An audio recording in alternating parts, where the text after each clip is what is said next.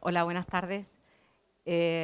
Os doy la bienvenida a este acto de presencias literarias de la Universidad de Cádiz, en el que vamos a recibir a David Trueba para hablar un poco de su carrera creativa en todos los aspectos en los que podamos, de su trayectoria como escritor, periodista, cineasta, etcétera. Me toca hacer una presentación de este hombre, que todos sabréis quién es, evidentemente, y como una adolescente que quisiera ser, esta mañana me he ido a la Wikipedia. Entonces, que es un peligro. Entonces, pero como me gusta. Entonces, en la Wikipedia se dice que David Trueba es eso, es un escritor, periodista, cineasta, guionista, etcétera, etcétera. Se la relaciona, por supuesto, con su hermano. Y se habla de toda su filmografía, de su carrera como actor, de su carrera como guionista, como director, como novelista, con todos sus premios, etcétera, etcétera. Podría hacer ahora mismo una especie de lista de todas las cosas que ha hecho, que son muchas y muy interesantes. Entonces, podríamos hablar de su carrera dentro del cine, ¿no? Con películas que son muy, muy importantes para el cine español y que cuenta con, bueno, pues desde su primera película como director, que es La Buena Vida, con su adaptación de la novela de Javier Cercas, Soldado de Salamina, con sus novelas, con su última novela, que es Saber Perder, que está aquí, de la que obtuvo el premio de la crítica y todo eso. Realmente, como yo, podéis todos entrar en la Wikipedia y sabéis todo ese tipo de listas sobre todas las obras que ha hecho David Trueba. Entonces, para no alargarme en una presentación así de detalle de las cosas que ha hecho, me parece más interesante entrar directamente en lo que pretende ser esta presencia literaria, que es un diálogo con el autor. Entonces, me he estudiado muchísimo todo esto y entonces tengo una serie de cuestiones para que David Trueba nos explique, ¿no? Que al fin y al cabo es la estrella de este acto. Primeramente, para mí me parece una de las cosas más importantes, más relevantes de tu carrera es la capacidad que tienes de saltar de un discurso a otro, o sea, de ser un creador que no se queda en el escribir novelas o escribir guiones o escribir o dirigir películas, ¿no? Entonces me gustaría saber exactamente cómo compatibilizas todos esos discursos, si te parece discursos estancos o discursos que pueden cruzarse de alguna manera.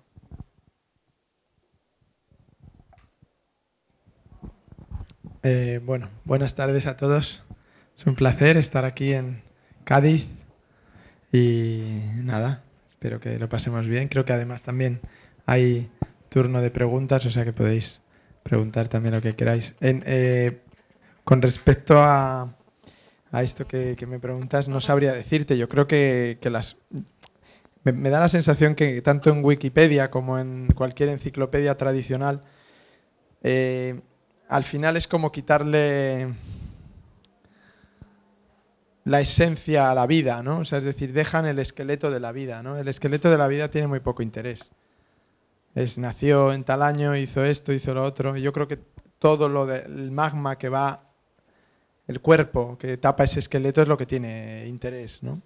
Y los lugares puntuales, que serían pues las obras publicadas en el caso, que hizo tal película, hizo tal novela, sí, en general además las sitúan siempre por la fecha de publicación o la fecha de estreno, que también muchas veces es una fecha relativa, porque un libro lo arrastras desde un tiempo y se va completando en el tiempo, y ninguna fecha es tan exacta como la que dicen las enciclopedias. Yo creo que el conocimiento enciclopédico, que antes, cuando inventaron los clásicos diderotianos, ¿no? La enciclopedia yo creo que la pensaron mejor que las de ahora, que eran enciclopedias mucho más generales, eran enciclopedias mucho más impresionistas, mucho más de decir las cosas tratando de entender en qué consistía un oficio. Por ejemplo, si hablaban de la carpintería, pues se estaban 6 meses estudiando un taller de carpintería para hacer esa voz, ¿no?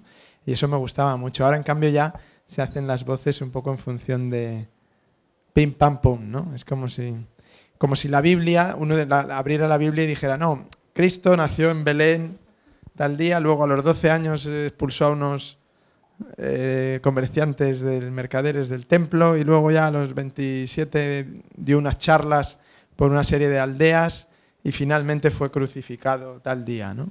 Entonces tú lo lees y dices, y esto lleva a la gente 2000 años adorándolo, ¿no? Entonces con respecto a mí tengo la misma sensación, ¿no? O sea, creo que las cosas forman parte de un continuo, no por compararme a Cristo, que ya querría, soy bastante más humano, tengo mucho más mérito que él, ¿no? Porque sin ser hijo de Dios, sino solo de un señor que era agricultor de un pueblo de tierra de campos, he hecho una carrera bastante notable. Pero en cambio Cristo, siendo hijo de Dios, pues fíjate, tampoco es que aprovechara mucho sus oportunidades. Sobre todo se quedó sin conocer a las adolescentes japonesas, que es una cosa imperdonable. Me temo que ya nos vamos a quedar todos sin conocerlas, porque como ha levantado la liebre Sánchez Dragó, pues se ha puesto, ya nada será como antes.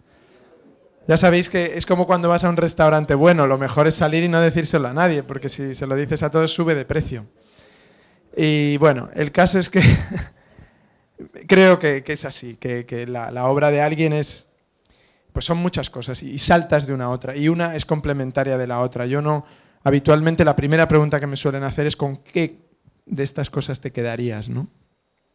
Y es una pregunta imposible de contestar, porque si me quedara con alguna, renunciaría a hacer las otras. O sea que si las vas haciendo es porque te producen placer, porque puedes, porque las puedes combinar, porque sientes que combinarlas es bueno para ellas, para ti, que te devuelve una cierta pasión como la de los inicios, ¿no? Entonces me pasa que, por ejemplo, esta novela última pues tarda 9 años en publicarse con respecto a la anterior.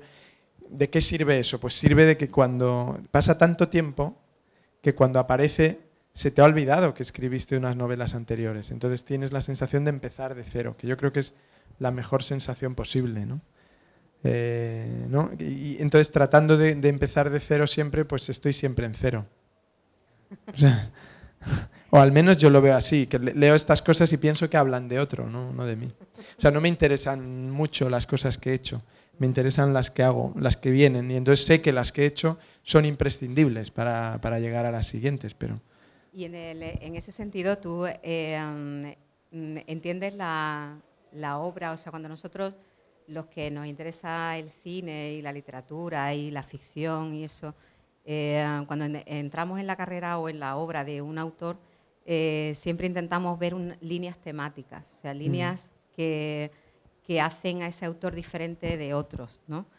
Entonces, ¿tú consideras que sí, que tienes una serie de líneas prioritarias o es algo en lo que no has pensado nunca? O sea, porque el consumidor, o sea, el que lee, el que ve tus películas, el que lee tus guiones, sí tiene, si lo analiza, sí tiene constancia de que hay cierta línea temática, o sea, ciertos intereses que aparecen, no continuamente, pero sí de forma más o menos repetida, ¿no? En el sentido, por ejemplo, te hablo, ¿no? Yo soy una estudiosa de las masculinidades, ¿no? Entonces veo en casi toda la obra tuya, veo cierto interés en explorar las edades de la masculinidad, o sea, la adolescencia masculina y luego, por otra parte, y en contraposición, la ancianidad, o sea, la edad adulta, como una especie de voz de la experiencia. Es algo que veo, por ejemplo, en la película Soldados de Salamina, que, bueno, que es una adaptación, pero bueno, que está ahí plasmado, y también lo veo evidentemente en La silla de Fernando. ¿Es eso así? O sea, ¿tienes conciencia de esa línea temática, o sea, de ese interés por lo masculino y los problemas que puede aparecer para un hombre en ciertas edades de la vida? Nunca lo había pensado, porque una de las cosas que uno hace, yo creo, es no pensar demasiado en sí mismo para tratar de mantener una cierta virginidad cuando te sientas a escribir, porque yo creo que la autoconciencia en nuestros oficios es negativa, no es positiva. Saber demasiado de ti o demasiado lo que quieres contar, lo que querrías perpetuar en tus cosas, yo creo que es más bien negativo, es limitador, porque dejarías de volar, pero dirías, no, como solo tengo, o como yo mi línea es esta, no puedo hacer esto, ¿no? Entonces, en ese sentido, trato de no, o sea, de escuchar más bien lo que la gente dice y ahora, oyéndote a ti, pues pienso que no tiene tampoco nada de especial. Yo crecí en una familia, te voy a explicar de alguna manera mi experiencia vital, que creo que es fundamental en los escritores, creo que tiene, y que muchas veces no está reflejada en los estudios, en las enciclopedias, es qué ha vivido este señor para que escriba así, ¿no? Entonces tú dices, una temática de la masculinidad en las diferentes edades. Bueno, imagínate, el hermano pequeño de una familia de 8 hijos o de 8 hermanos, de los cuales 7 son hombres. Sí, o sea, no es que la masculinidad sea algo en lo que yo me haya interesado, sino que la masculinidad es algo que he sufrido, ¿no? Es decir, no he conseguido dormir solo hasta que tenía 22 años. Siempre había dos tíos durmiendo al lado, ¿no? Y claro, luego he intentado que durmiera una mujer al lado para compensar tantos años de dormir con hermanos, ¿no? Pero luego fui a un colegio mis padres me llevaron, queriéndome llevar al mejor colegio que tenían a su alcance, que era el que estaba exactamente a 3 minutos de mi casa. Era probablemente uno de los peores colegios del mundo, ¿no?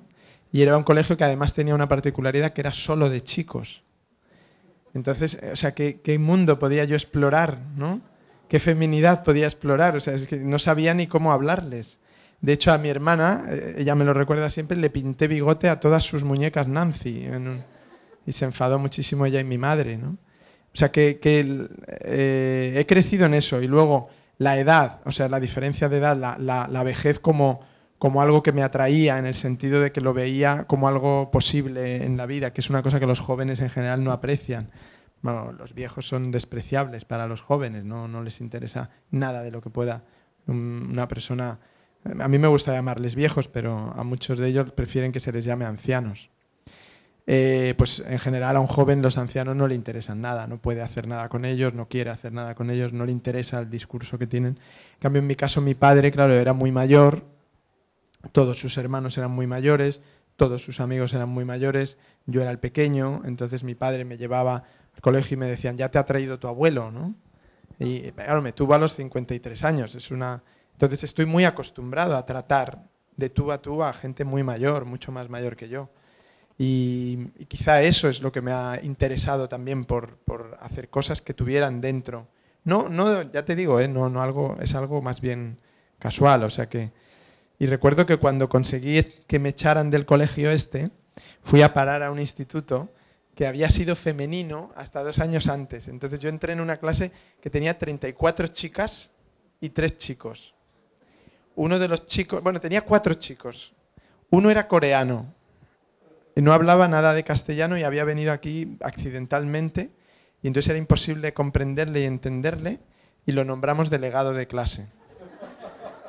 Y había otro que era muy rural. Sí, o sea, era muy rural. O sea, era un hombre muy rural, muy tosco, ¿no?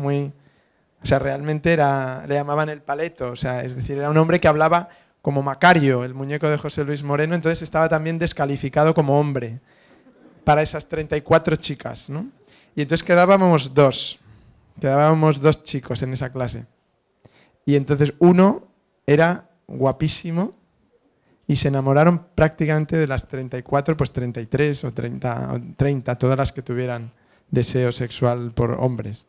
Y yo cumplí una función muy interesante, que era la de consolarlas cuando las dejaba para irse con otra. Entonces ellas venían, ¿pero por qué lo hace? Tú no va a madurar nunca. Yo le decía, hombre, tiene 17 años, tampoco. Luego ya, y sí, es un trabajo. Ahí aprendí mucho de la condición femenina. Aprendí, por ejemplo, una cosa que me sorprendía, que es que las chicas, o sea, el ciclo no el ciclo menstrual, que también, porque claro, habiendo sido educado entre chicos lo olías muy fácilmente, pero sobre todo cómo se lavaban el pelo en función del fin de semana que esperaban, ¿no? Y entonces sabías la que iba a salir ese fin de semana y la que no, en función del brillo de su pelo el viernes por la mañana, ¿no? Y yo, como me sentaba atrás, veía todos los pelos, ¿no? Y sí, sí, era muy interesante. Entonces las veía y rápidamente yo decía, ¿no sales mañana? No, me voy a quedar en casa estudiando. ¿Cómo lo sabes? O sea que más bien, si hay algo en mi obra que es digno de mención, es más bien que he sido observador, o sea, y que me he quedado pues ahí mirando a la gente y sobre todo que me gusta mucho la gente. O sea, que por más cosas que hace el ser humano para ser despreciable y ser considerado despreciable, yo sigo apreciándolo. No sé por qué y a qué se debe ser esto la educación cristiana que me dieron de pensar que el hombre es algo, o sea, el hombre, la mujer, todos, que somos algo que merece la pena, y por más que se empeña y se empeña y se empeña el hombre en comportarse como Pérez Reverte, yo sigo adorando al hombre incluso cuando llora. No me molesta que lloren los hombres. En esto debe ser un rasgo de falsa virilidad mía o algo. Es más, yo además a mí me gusta mucho hacer bromas a la gente, que además luego la gente no entiende y se lo toman como se enfadan conmigo. Entonces, esta mañana hablaba yo con un editor, que es uno de los editores de Pérez Reverte, y le digo, dile de mi parte que leí su último libro y que me hizo llorar. Pero yo creo que Pérez Reverte, cuando le dicen que he llorado con tu libro, se pone muy contento. Lo que le jodía es que llorara un ministro. No, me gusta la gente y por lo tanto creo que en lo que escribo y en lo que hago la gente está presente. Eso es, ese es el gusto por el detalle, por ejemplo, en la novela Saber Perder, ¿no? Que es una novela realmente de 4 personajes, en la que más o menos se hace un mapa de nuevo de edades, de sexos, de relaciones humanas, de crítica social. Toda la novela está llena de detalles que fundamentan un perfil psicológico bastante profundo de cada uno de los personajes, en detalles, en acciones, en gestos que tiene cada uno de los personajes, ¿no? Ese es el sentido de una novela como esta, ¿no? O sea, el montar un personaje no tanto por acciones trascendentes, ¿no? Sino por pequeños gestos que se tienen en la vida, de cómo se acerca uno a una puerta o claro, cómo coge el carrito de un niño, ¿no? Sí, esto me gustaría que fuera así. Yo creo que la gran literatura es una literatura que no se hace de grandes asuntos, ni de grandes temas, ni de grandes momentos, sino que se hace de detalles específicos. O sea, la gran literatura, por lo menos la que yo considero gran literatura, está hecha de detalles que adquieren una universalidad apabullante en su pequeñez. Es decir, un padre que se hace el nudo de la corbata, una madre que bate los huevos de una tortilla, un agricultor que se seca el sudor, la forma en que tiene alguien de posar el dinero sobre la barra, la manera de mover los brazos de alguien de calarse las gafas, de quitárselas o no en un momento determinado, todos esos. Yo creo que eso es más importante para un personaje que todas las grandes palabras, ¿no? Y a menudo leo mucho, era un momento maravilloso aquel personaje, y entonces entró y sintió que la vida pasaba por sus ojos. Y yo digo, si todo eso se puede contar, basta con que ¿no? se rasque la oreja. O sea, es eso, es que la literatura es eso, es esa observación, y los grandes literatos están ahí, yo creo. Ojalá yo lo fuera o lo llegara a ser, pero sí que creo que es obvio, ¿no? Que está ahí, que no está en contar cosas. Es decir, la gente dice, una novela sobre la guerra civil, por ejemplo, que es una expresión que se usa mucho, y tú dices, ¿sobre la guerra civil? ¿Cómo se va a hacer una novela sobre la guerra civil? Será una novela sobre algún detalle de la guerra civil, sobre algún momento concreto, sobre algo particular. Eso es, por ejemplo, en la novela de Javier Cercas lo que me atraía, no la guerra civil en sí misma como sujeto histórico, que me parece impresionante, pero que no me parece que tenga por qué ser más interesante que las guerras carlistas, ¿no? Que están muy poco tratadas, ¿no? O sea, me parece que lo que es interesante es entender un gesto de ahí, un momento, una particularidad. Entonces, cuando tú tratas de escribir o de contar un personaje, al principio de escribir o de hacer una película, siempre recurres a decir, mide 1,79 m, es rubio, lleva unas gafas de pasta negra, unos pantalones vaqueros, y luego te das cuenta de que todo eso no tiene ninguna importancia, ¿no?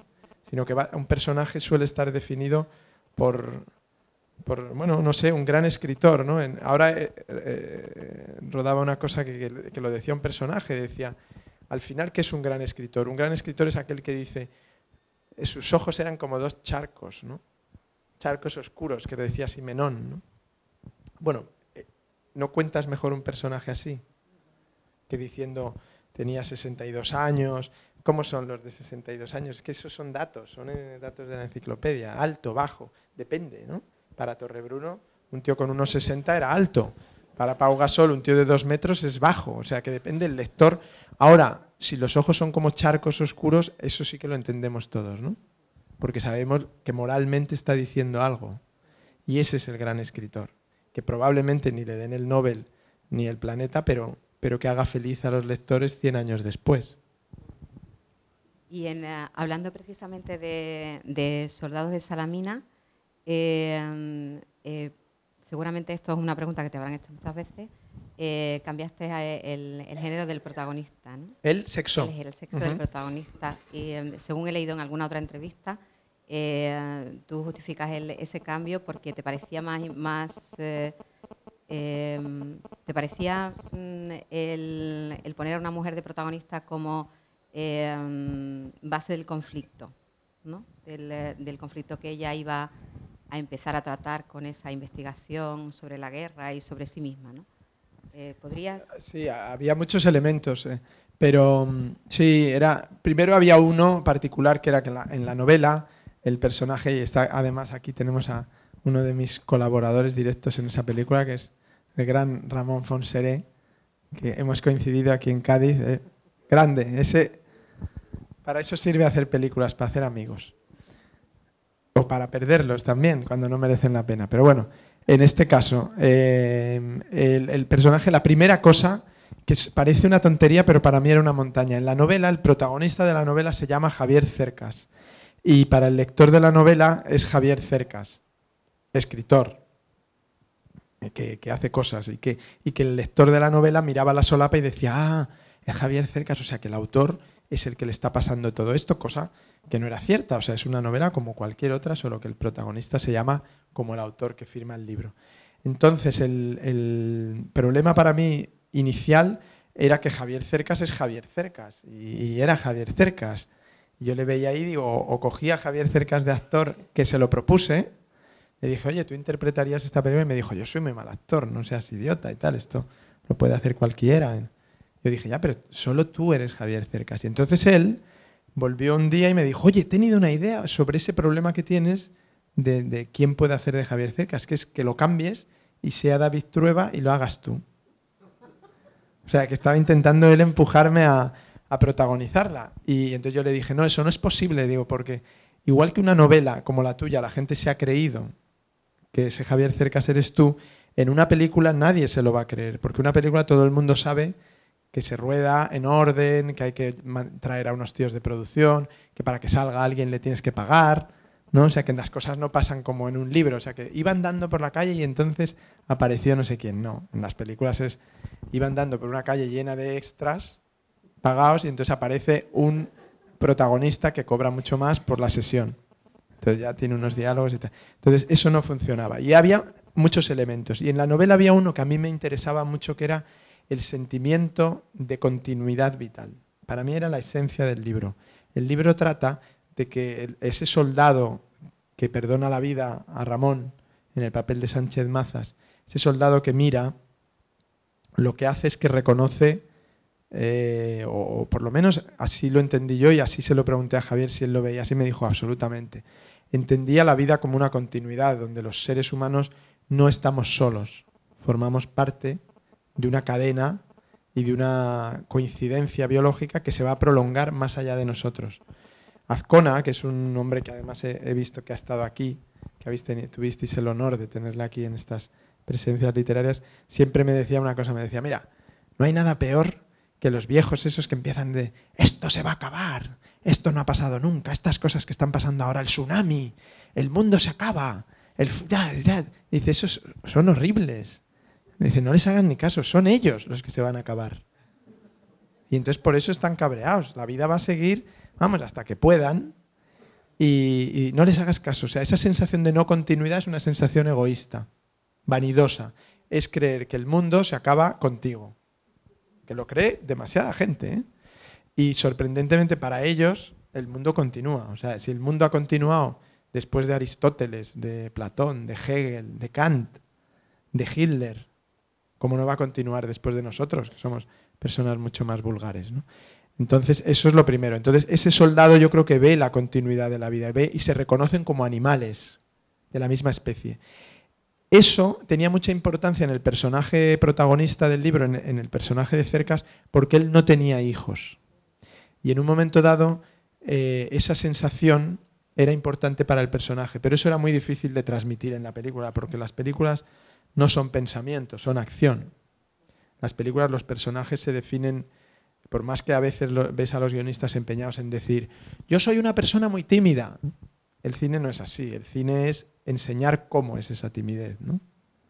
Y el cine es acción, es decir, por mucho que diga un personaje, es como en la vida real, uno se llena de palabras, pero luego sus actos son los que le definen, ¿no? Todo el mundo cree que es maravilloso hasta que hablas con los que han convivido con él. Y entonces me parecía que era importante transmitir eso, y me parecía que una mujer en ese papel podía transmitirlo mucho más. Primero, era inhabitual que una mujer se interesara por asuntos históricos, por la guerra.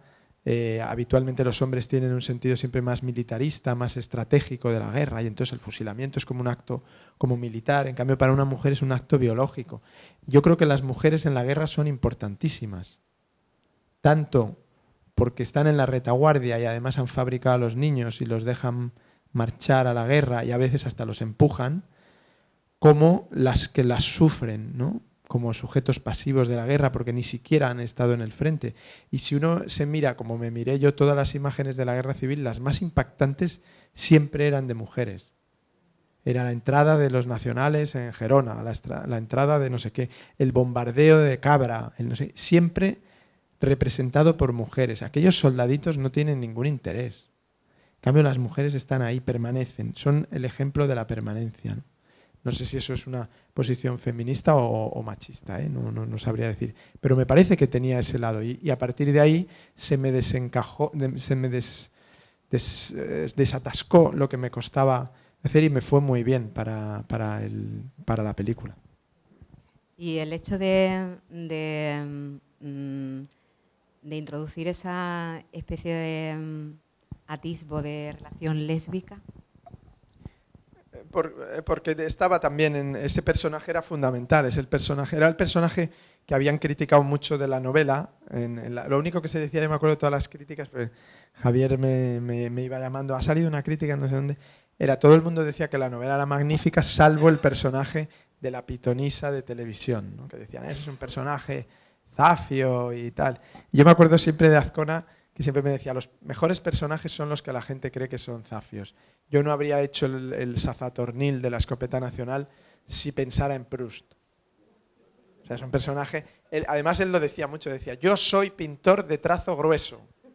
Y me gustaba mucho. Y eso a mí me gustaba de Cercas, que en una novela muy sutil, muy elaborada, había un personaje de trazo grueso, que era ese. Y no podía renunciar a él. Entonces lo adapté a esta posición, que además me parece que es totalmente normal y que cada vez va a ser más cotidiana en nuestras vidas, ¿no? O sea, lo que cada vez es más raro. Ayer en el patio del colegio bromeaba yo con una madre porque estaba mi hijo mi hijo tiene 7 años, el pequeño, y estaba allí jugando con un amigo suyo que se adoran y se abrazan y tal. Y entonces le dije a la madre, yo creo que estos dos, mira que son machotes y están todo el rato aquí jugando, pero son dos gays totales, ¿eh? Y tú y yo ya verás, nos vamos a ver ahora, a partir de ahora, ¿qué tal? Y se reía. Pues es así, yo creo que cada vez es más normal, ¿no? O sea, que no pasa nada.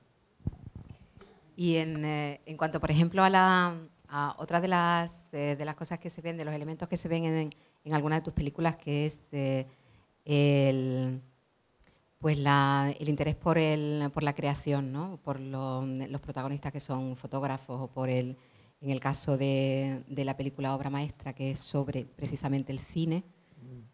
¿Cómo te acercas tú a eso? Por ejemplo, en esa película, en Obra Maestra, o sea, esa relación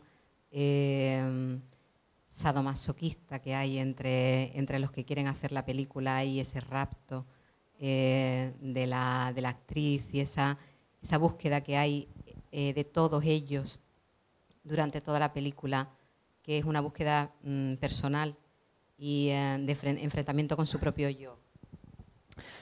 Tú como cineasta. A ver, el cine y el teatro son juegos de niños. Es absurdo que personas adultas nos dediquemos a esto. No sé si Ramón está de acuerdo, pero creo que hay algo indigno, ¿no? Socialmente son profesiones aceptadas, incluso envidiadas por el horario laboral, sobre todo del teatro, pero en general son profesiones de niños, son muy ridículas. O sea, te voy a explicar por qué. Si tú eres una persona moralmente decente y un día estás rodando en la calle y ves como para que tú ruedes un coche que llega y dos personajes que bajan, se paraliza una calle de principio a fin, se pintan incluso varios edificios, se tapan unas cosas, etcétera. Y ese mismo día, por ejemplo, han muerto 130 personas de cólera en un país.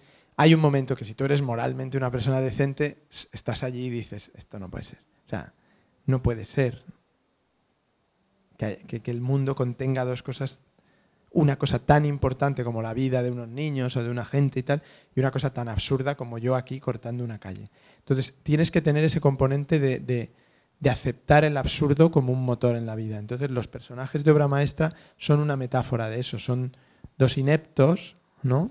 Como somos todos, que colocan en su vocación, en sus ganas de hacer cosas, todo. O sea, es decir, es su pasión. No. La palabra creador es una palabra que a mí me molesta un poco, te voy a ser sincero. Porque yo he tenido una educación muy religiosa y para mí el creador es uno. O sea, es decir, el creador es el creador. Y entonces cuando yo veo ahí, te dicen el creador, David Trueba, y digo, joder, hostias, no sé yo si... ¿no? Claro, el creador puede ser a lo mejor Chaplin, ¿no? O Amenábar, que hacen la música, el tal, el no sé qué, o Orson Welles. Pero los demás no somos creadores, somos unos señores ridículos que intentamos poner en pie una fantasía, como cuando éramos niños y jugabas con soldaditos y tú creías que esos soldaditos estaban resolviendo una guerra, o esos futbolistas del cromo eran Rubén Cano, o Juanito, o los que fueran en ese momento, o Messi hoy, ¿no?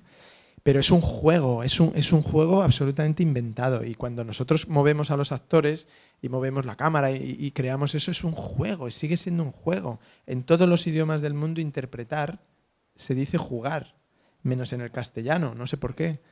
Y es jugar y jugar mayores. Igual que os parece, yo tengo un amigo que tiene un Scalextric, una casa de su apartamento, que es un Scalextric gigante, y tiene 45 años y es el jefe de fotografía de La Vanguardia. O sea, y su mujer, yo siempre que voy me dice, pues este tío es un anormal, porque además pone CDs de grabaciones de carreras. Entonces tú entras en el cuarto y se oye y él 4 pistas. Bueno, pues yo siento eso dedicándome a esta profesión. O sea, si yo no, o sea, yo le veo y digo, ¿qué hace este con el Scalextric tan mayor? Yo entiendo que un señor ingeniero, un profesor, un médico se asomen a mi profesión y digan, pero esto es en esto gastamos nuestros impuestos, que los echen. Y tienen toda la razón. Y por eso lo que me considero es un privilegiado de poder seguir jugando cuando me dejan. Pero no tengo ninguna... O sea, no creo que haya nada de grandeza detrás de eso. Es la miseria del niño que juega aislado de la realidad. Que eso pueda provocar en otros esa ficción de juego y hacerles felices o darles un momento de placer, sería el gran sueño, claro. Es decir, invitar a tu juego a alguien. Si os fijáis en los niños, que yo creo que es lo que hay que hacer, no con los ojos de Sánchez Dragó, sino con ojos normales. O sea, si os fijáis en los niños cuando uno se lo está pasando muy bien en un rincón, los demás quieren participar de ese juego, aunque sea un juego inventado por el niño, ¿no? Pues en el fondo yo creo que las profesiones del teatro, de la música, del cine, todo esto trata de que unos señores se divierten tanto que se acercan otros y dicen, oye, ¿qué es eso que estáis haciendo? Y tal, el Rey Lear. Y además alta filosofía y tal. Y tú dices, pero qué alta filosofía son estos haciendo de viejo, el otro hace de un bufón y se lo pasan pipa. Pero no tiene sentido, ¿eh? Pero bueno, es que no tiene sentido nada en la vida. Y en cuanto al cine que tú ves, o sea, lo que a ti te gusta de ver, o sea, de ponerte delante de una pantalla y ver. Muy variado, yo soy un gran espectador muy fiel del cine, de la literatura, incluso del teatro, ¿no? Que tantos disgustos nos da. O sea, quiero decir, lo bonito de esto es participar en el juego, en todos los lados, ¿no? Yo creo que un espectador que va al cine o que se alquila una película o que la ve en vídeo o en su ordenador, lo que haga como haga, está jugando a un juego, está creyendo algo. Y si eso le da placer, es fantástico. Yo me he criado en el cine. Es decir, he aprendido más en el cine que en el colegio. He aprendido más del apartamento que del libro de matemáticas de segundo de BUP. Y sé que es, seguramente, por eso no soy matemático, pero mi hermana es matemática, ¿no? O sea, que ella sacó más provecho, pero o sea, he aprendido mucho, he vivido mucho, he disfrutado mucho, he sufrido. Me acompañan esos personajes de las películas que me gustan, ¿no? Y sigo acercándome al cine con una pureza que creo que es bonita, ¿no? Y que me gustaría que no se perdiera. Y creo que es lo mismo. La gente que ha visto una obra de teatro que le ha tocado es gente que no la olvida, como las canciones, ¿no? El que tiene una, dos, tres, cuatro canciones que significan algo para él, yo no puedo ir y decirle, oiga, se las vamos a quitar y le vamos a dar a usted tres, como el anuncio de Colón, ¿no? Te dirán, no, déjame las canciones, ¿no? Sí. A mí me gustan, a lo mejor es una de Perales, pero a él le sirve, ¿no? Es más, yo siempre se lo digo a mis amigos, fijaros que cuando nos reunimos y nos emborrachamos, acabamos cantando canciones que nos daría vergüenza reconocer en público que las sabemos. Digo, por lo tanto, incluso las cosas malas, o sea, nefastas, lo que tú has oído y has dicho, qué horror, gavilano, paloma, tal. Y de pronto un día a las 4 de la mañana estás, si fui paloma. Porque, o sea, es decir, hasta lo horrible es útil.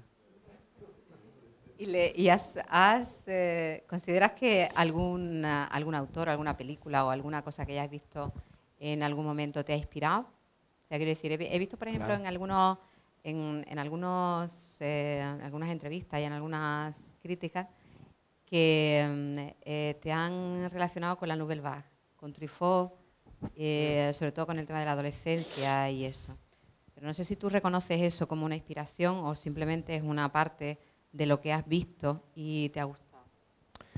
Sí, es una parte, no todo, pero sí. Es que esa generación o ese cine de la Nouvelle Vague francesa del primeros 60 o finales de los 50 es un cine que cambia mucho la historia del cine, ¿no? A su manera, lleva las cámaras a la calle, trabaja con actores no profesionales, incorpora a adolescentes, jóvenes a sus películas, rueda de una manera muy pegada a la realidad, fotografía, desglamoriza el cine, o sea, es decir, de pronto el protagonista de una película puede ser una persona sin educación, anónima, particular, no tiene ya por qué ser siempre Bette Davis, Spencer Tracy, o sea, que desglamoriza y nos lo acerca, lo hace más humano. Aparte es un cine que habla desde el yo, es decir, se acerca muchísimo al yo y a la vez es heredero del gran cine de Rossellini o de Renoir o de Chaplin, ¿no? Es decir, que son directores que siempre hablaban o Preston Sturges, de personas muy concretas, muy particulares, muy modestas como seres humanos, es decir, ¿no? Y ese es un cine que me gusta, pero que no creo que sea exactamente solo la Nouvelle Vague, sino es un tipo de cine que atraviesa la historia del cine, como atraviesa la historia de la novela, ¿no? Es decir, los personajes de Diderot y los personajes de Cervantes y los personajes de Thomas Mann y los personajes de Kafka y los personajes de Baroja, para mí son hermanos, participan de una misma sensibilidad, siendo cada uno de países diferentes, épocas diferentes, tratamientos técnicos diferentes. Eso es lo que me gusta, ¿no? Perseguir una línea y Y sí, en ese sentido, claro que son influyentes, por supuesto. Cada día hay algo nuevo, ¿no?, que te influye, que entra en ti por las vías de la vida, por las vías del arte, de la cultura, del entretenimiento, de la televisión, de la canción. Todo sirve, es lo que te decía antes, ¿no? Incluso aquello que tú ves y dices qué horror, puede ser fundamental. ¿Cómo fue tu experiencia en televisión? He tenido varias, casi todas de ellas traumáticas, pero mi experiencia buenísima. Si te refieres a la del peor programa de la semana, buenísima, fantástica. Programa que lo pasábamos tan bien que era casi sentimiento de culpa cobrar. Entonces, era tal el sentimiento de culpa cobrar que cuando nos echaron, o sea, yo lo percibí como justicia poética. O sea, dije, no se puede ser feliz ininterrumpidamente, ¿no? O sea, es decir, esto tiene que acabar algún día. En la vida es así. O sea, cuando las cosas te van bien, pues viene un día el golpe y ya está, ¿no? Y a por otra cosa. O sea, es decir, aceptarlo. Es más, a celebrar los buenos años vividos. Entonces, ese programa, ¿cómo se puede aspirar a algo mejor? Era una troupe de actores que muchos estaban por descubrir y que son actores maravillosos, desde, por supuesto, el Gran Wyoming, pero Pablo Carbonell, Alex Angulo, Ramón Barea, Jesús Bonilla, Cañete, Chuslan Preave, Luis Ciges, Segura. ¿Me he dicho a Segura ya? No, Segura. Lo pasábamos tan... ¿Tú sabes lo divertido que era esa gente? Yo me acuerdo de dirigir a Luis Ciges en ese programa. Luis Ciges era una de las personas más geniales que ha dado España, ¿no? Era un realizador de televisión que Berlanga había convertido en actor.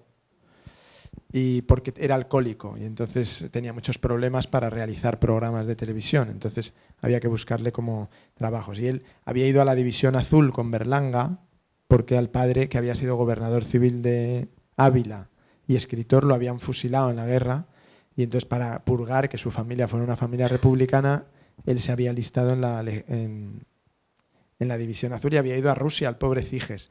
Y entonces había pasado, según contaba él, un frío espectacular. Entonces era un hombre que hablaba de una manera muy particular que hacía mucha gracia, pero era una persona inteligentísima y brillantísima. Y entonces yo recuerdo, por ejemplo, un día en el peor programa de la semana que hacíamos una parodia de un concurso que creo que sigue existiendo todavía, que se llama Cifras y Letras, ¿no? Programa buenísimo. Entonces este era un programa en el que concursaban Chuslan Preave y Ciges, ¿no? Y entonces consistía en que les dabas unas letras, o sea, F, L, H, V, y ellos tenían que hacer palabras, ¿no? Y entonces Chuslan Preave hacía de monja y todas las palabras que descubría entre ese amalgama de letras eran siempre clítoris, prepucio, vagina, ¿no? Eran palabras pseudopornográficas, ¿no? Y entonces Ciges hacía el otro concursante. Y entonces me pongo a hacer un ensayo del programa, los coloco allí y tal, y me parece que Anabel Alonso hacía de la presentadora del programa. Era un sketch, no era nada. Y entonces nos ponemos a hacerlo y de pronto empiezan los diálogos y dice Chuslan Preave, buenas tardes, le presenta la presentadora, dice, buenas tardes, ¿de dónde viene usted? Vengo del convento de las hermanas Clarisas de Murcia. Y entonces dice, ¿y usted, don Luis, de dónde viene? Vengo del convento de las hermanas Clarisas de Murcia. Y entonces voy y le digo, no, Luis, eso es Chus, tú vienes de... Ah, vale. Tal. Entonces decía la otra, bueno, pues ¿están preparados para concursar? Y decía ella, sí, vengo muy preparada, me he estado preparando estas últimas semanas. ¿Y usted, don Luis? Sí, vengo muy preparada, me he estado preparando estas 2 últimas semanas.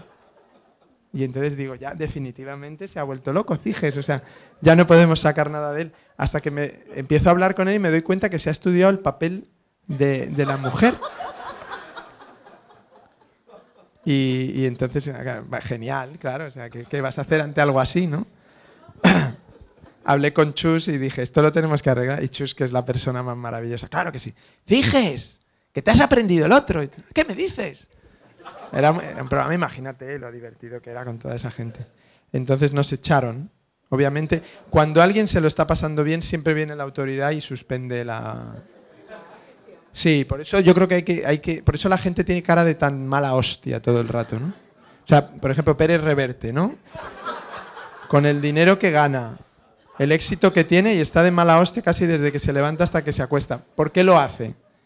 Para que la gente siga comprando sus libros y piensen que dándole más dinero A lo mejor algún día es simpático, pero no sé si lo vamos a lograr. No sé si lo vamos a lograr.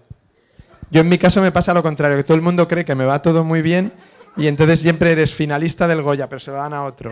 No sé qué, muy famoso ese gran genio del teatro, que era, sabéis que era un poco cojo, ¿no?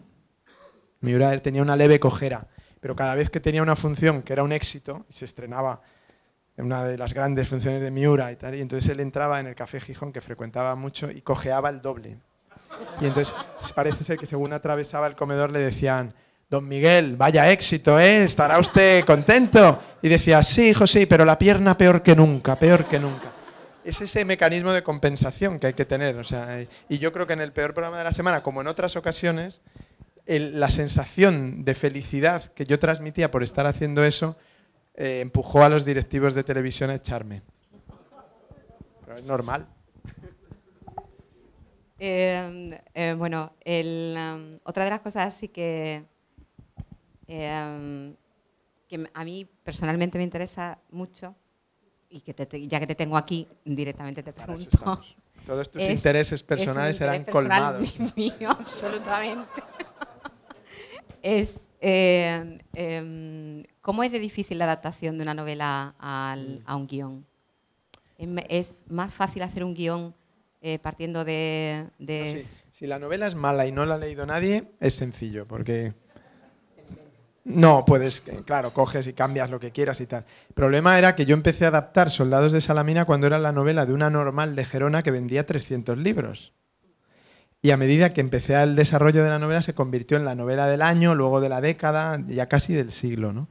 Y la novela iba cobrando mucha importancia y a mí me aterrorizaba porque incluso me paraba gente por la calle y me decía: ah, ¿vas a hacer la película de Soldados de Salamina? Oye, quítalo de la pitonisa, que eso es muy malo. O que haga no sé quién de Sánchez Mazas. Y yo decía: no, eso lo va a hacer Ramón Fonseri. Y te iba entrando temor, porque los lectores cuando han leído algo son como el juez Garzón, son la leche. Van allí: oye, ¿por qué has cambiado esto? ¿Por qué has quitado esto? Y entonces lo pasas, o sea, es decir, te atemoriza decepcionarles como lectores. Hasta que descubres un día muy claramente que el ideal es que una película sea otra cosa, sea distinta, que funcione en sí misma y no le tienes que tener tanto miedo. Yo creo que un libro permanece siempre porque está editado, se puede leer y es lo que el autor quiso, pero una película, por muy fiel que sea el libro, si no funciona como película, es olvidable, ¿no? Y entonces tú lo que debes es crear una obra particular. Para eso algunos elementos tendrán que ser traicionados para lograr la fidelidad a la emoción, a la esencia, ¿no? Es como todo, ¿no? Es decir, es como si tú te cambiaras de casa, ¿no? Vamos a poner por caso que tienes una casa maravillosa. De ejemplo, se me ocurre ahora mismo, pero creo que puede ser ilustrativo. Tú tienes una casa maravillosa y te la derriban para construir una autopista, que estas cosas pasan, un puerto o un aeropuerto, lo que sea. Es muy difícil volver a construir esa misma casa, levantar una casa idéntica. Entonces, ¿qué haces? Buscas una casa que contenga la esencia de aquella casa. Y entonces, si viene un otro extraño, te dirá que no se parece en nada a tu casa anterior. Y sin embargo, para ti, contiene la esencia de esa casa. ¿En qué? No se sabe muy bien. Entonces, yo creo que cuando haces una novela, cuando la trasladas al cine o al teatro o a lo que sea, lo ideal es que sea como esa casa, es decir, que sea una casa con valor propio, pero que remita a la esencia. Y para eso a veces tienes que transformar las paredes y pintarlas de otro color y abrir ventanas en otros huecos, pero que entre la luz, ¿no? Estuviste en contacto con el autor, ¿no? El de la Sí, novela. bueno, el autor es genial. Es que, o sea, vamos a ver.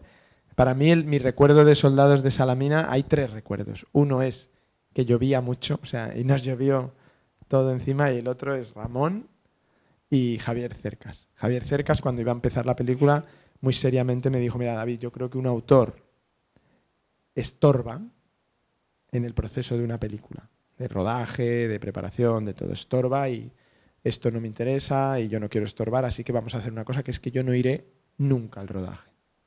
Como mucho, le dije yo: bueno, Javier, me parece una buena actitud, digo, pero si quieres ven el primer día, a primera hora, y te presento a toda la gente y ya está, ¿no? Y entonces Javier vino el primer día, a primera hora, le presenté a toda la gente y dijo: esto del rodaje es cojonudo. Y entonces estaba ya todos los días ahí, ¿no? Y entonces yo, joder, para no estorbar, ¿te podrías echar un poco para acá, Javier? Y bajo la lluvia y estaba ahí. Y entonces yo de vez en cuando le decía, ¿qué te parece esto? ¡A mí no me preguntes! Yo como si no estuviera. Maravilloso. O sea, de una vez más, las relaciones entre los directores y los novelistas suelen ser muy traumáticas, en general.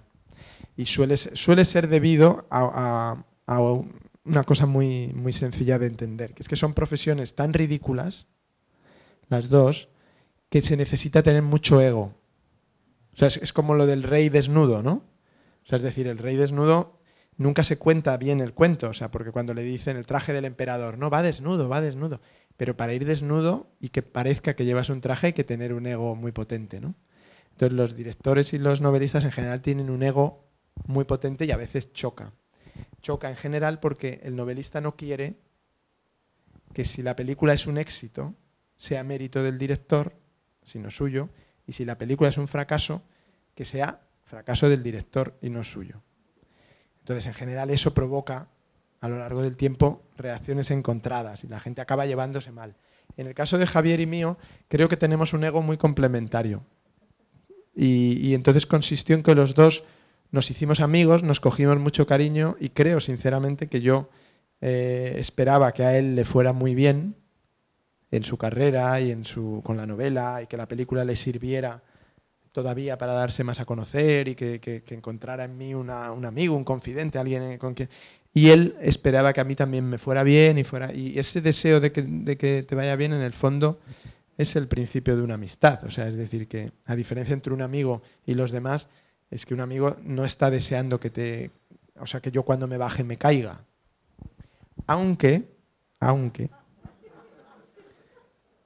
Pascal, el gran Pascal, tiene una frase maravillosa, que es una frase prodigiosa, que dice más o menos así, la voy a citar mal como siempre, pero dice algo así: nunca la desgracia de un amigo le entristece del todo al amigo. Es decir, la amistad es una relación que también tiene un... Es decir, el amigo le gusta que a su amigo le vaya mal porque así él sirve para algo. Lo peor de tus amigos es cuando todo les va bien. O sea, ¿cómo celebra un amigo cuando le deja a la novia, por ejemplo? El amigo, sabe que le puede consolar, emborrachar, llevarle, decirle, todas las tías son iguales, te lo dije. Pero cuando le va bien no puede decirle nada. Entonces, es verdad que la desgracia de un amigo es una oportunidad. Es como la crisis para los bancos. O sea, es otra oportunidad. Eso, precisamente eso, es uno de los temas que retrata tu última película, Bienvenido a casa.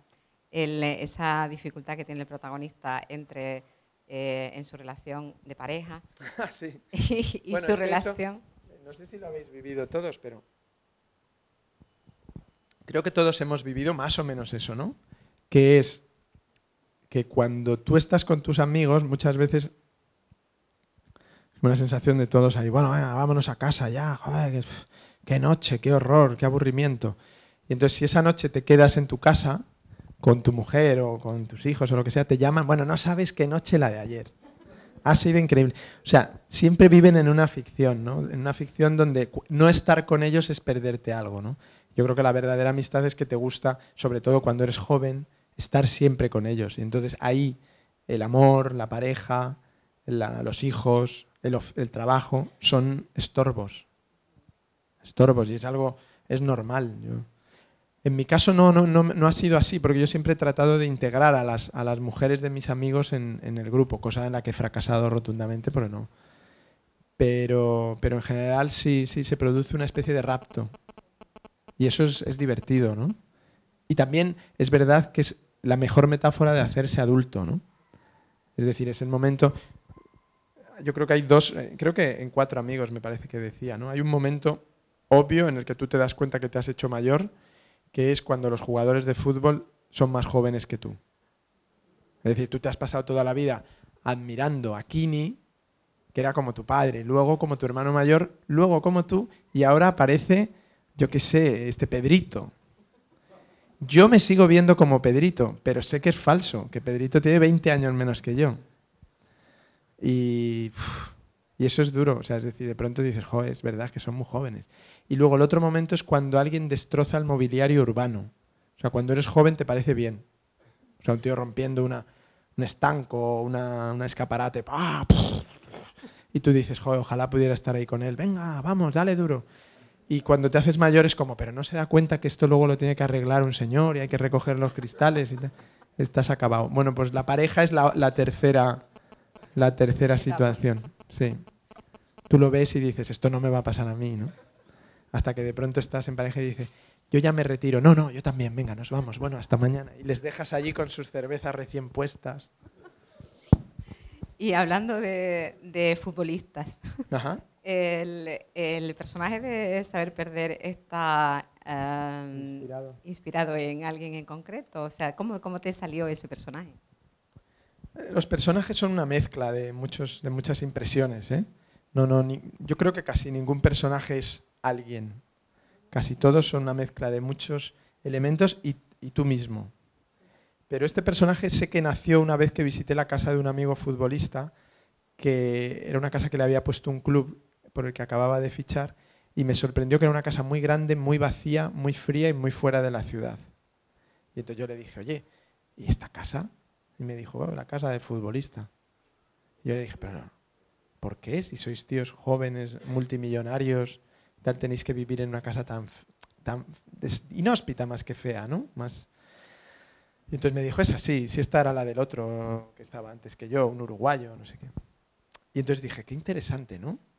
Personaje que viene a lo mejor desde otro país y llega a una casa vacía, ¿no? En lugar de lejos de la ciudad, en una urbanización, a ser posible exclusiva, donde está todo vigilado, todo controlado. Y eso me llamó la atención. Dije, fíjate qué curioso, ¿no? Y luego sí que es verdad que me fijaba en la trayectoria de algunos jugadores que prometían mucho y no acababan nunca de cumplir. Y yo pensaba en la angustia que eso debía significar, ¿no? Porque yo estoy muy acostumbrado a llevar una vida donde nadie espera nada de ti.